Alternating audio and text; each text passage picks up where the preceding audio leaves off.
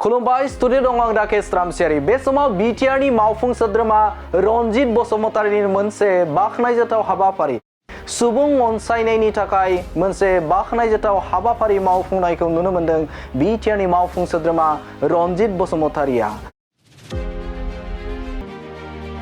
बिथांनि बियाबावनो थानाय जे क्रफ्ट मेमोरियल हस्पिटाल बे हस्पिटालाव थांनानै बेरामि सुबुंफोरजों सावरायहैदों थामहिनबा नुजाथिहैना बिथांमोनजों दुखु सुखुनि सायाव सावरायहैदों आरो बिथांमोननो मदद होनायखौ नुनो मोनदों बिटिआरनि मावफुं सोद्रोमा रनजित बसुमतारीया गुबुन गुबुन समाव बिथाङा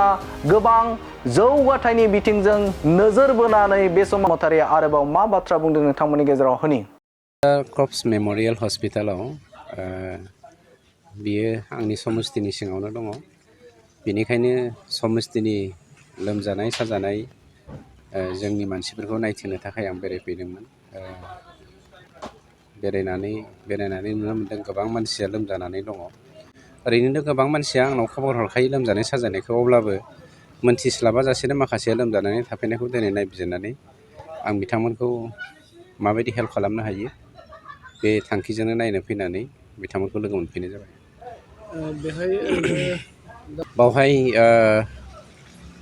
ओरैनो सरासनस्रायै गोबां अपारेसनखौबो बेवहाय खालामनाय जायो अन्थाइ जानायनि अपारेसन खालामनाय जायो बेनिफ्राय बिभिन्न धरननि अपारेसनखौ बेवहाय खालामो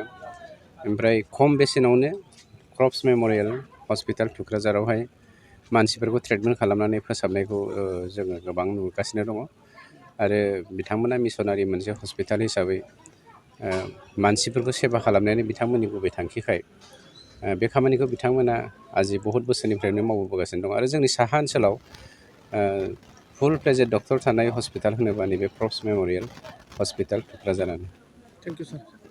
बाजाज बाइक सालायनो मोजां मोनग्रा रायजो राजाफोरनि थाखाय मोनसे गोजोनथाव खौरां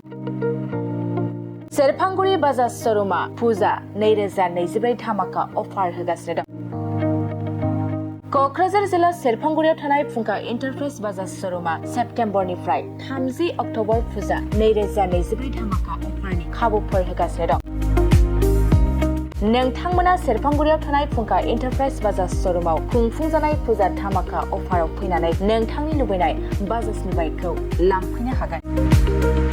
रायजो राजाफोरनो फुंखा इन्टारप्राइज बाजाज श'रुमा लाबोनाय अफारफ्रानो जाबाय 5 litre petrol free pressure cooker free helmet एक्सचेन्जनि एभेलेबल लोगोसे केस होनानै बाइक बायगिरिफोरनो 1000 रां केसबेक हरफिननाय जागोन आरो बाइक बायगिरिफोरनो फ्रि लटारि कुपनबो हरनाय जागोन बे लटारि कुपनाव जाखाङोब्ला washing machine refrigerator android TV smart watch आरो एन्ड्रइड फन बेफोर मोनबा प्राइजफोरखौ मोननो हागोन नोंथाङा आबुङै मिथिबावनो थाखाय 6003817191 9101598021 आरो 9101547892 जानबुं नाम्बाराव खौरां लाहरनो हागोन